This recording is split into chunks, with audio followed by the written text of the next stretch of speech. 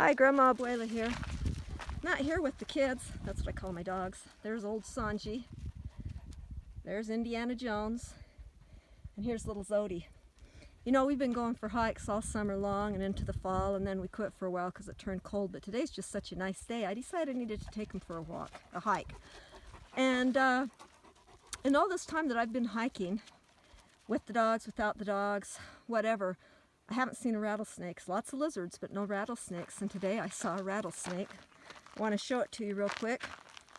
If you hear me yell at the dogs, it's because I don't want them messing with it.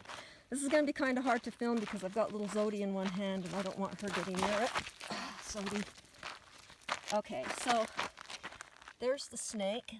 There's its head, its body. And if you look there at the bottom, I'm going to move the tail a little bit. You can see there on its tail, that's called the button. Come on, Indiana, get away from me. Okay, so that's a baby rattlesnake. It's called the button. That means it's shed its skin once. I didn't actually get close enough to it to see if there was maybe one rattle on there because it's a baby. When they shed the skin one time, it creates a button. And then each time they shed the skin, they leave a little piece of the skin on them. And those loose scales from the skin, those loose pieces of skin, they form the rattle. So basically you can tell how many times the rattlesnake has shed its skin by the number of rattles that it's on it. You can, come on kids, little Zodi. Oh, I guess I should give them more leash. You can estimate their age, I believe, by counting how many rattles are there. Now, the reason why I was hesitant to touch the snake, oh, I should add, that snake was dead. As you can see, I'm hiking up a dirt road. In the cooler months, sometimes snakes, when it gets to be evening time, they'll come out onto the road. They're really famous for coming out onto the asphalt because the road is a little bit warmer than where they're living. Right here, this gravel and this dirt would be warm for them. It's not shaded at all. So they'd come out here in the evening time to help warm themselves up. And what happened to that particular snake is it got run over. So it is dead. But here's why I didn't want the dogs to get close to it, or myself for that matter. First of all, even though I had nudged it earlier and watched it, I made sure it was truly dead. There's also the possibility that maybe it wasn't truly dead, that maybe it had just enough life in it that it could turn and strike. I don't know how long it's been there.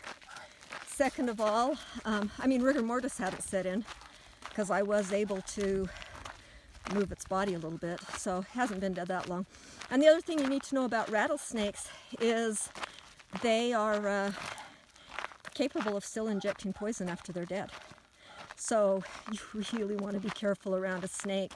Even after you cut the snake's head off, the central nervous system, I believe it is, will continue to pump poison. The snake's head will continue to bite and inject poison. So you want to stay away from the head of any rattlesnake. And the thing with the babies, if you ever find one that's alive, you really want to stay away from them because most snakes will only inject as much poison as they need for their prey. The bigger the prey, the more poison they inject for protection. And where we're really big compared to a snake, we're going to inject quite a bit of poison. But with a baby, they don't control that, so they're very likely to just let it all loose. So I've heard that a baby rattlesnake's bite can be more deadly than an adult snake's. I don't know if that's true or not. I should look that up. If someone wants to look that up and email me at grandmasurvives@gmail.com. Go ahead. I'd appreciate that. I'd appreciate knowing that information.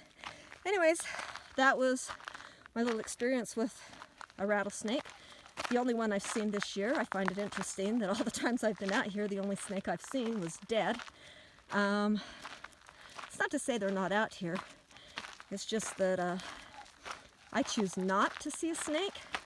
Choose not to tangle with them. I don't want to be in their backyard and get bit. So I try to be really careful and stay away from places where I think the snakes would be, and to hike during the times when I don't expect the snakes to be out. So I'm actually getting into the time when I was at the time when the snakes would be out, and I'm at the time where they're going to start heading to bed. So I kind of think that snake was out here getting warm very recently. Probably got run over fairly recently by one of the last two vehicles that passed by us. Anyways, that's my little story about snakes here on Grandma Abuela Survives. As you can see, I am taking the survival stuff very seriously. As you can see, I've had my first encounter with a wild animal, an animal of the wild. This is Grandma Abuela signing out. Bye.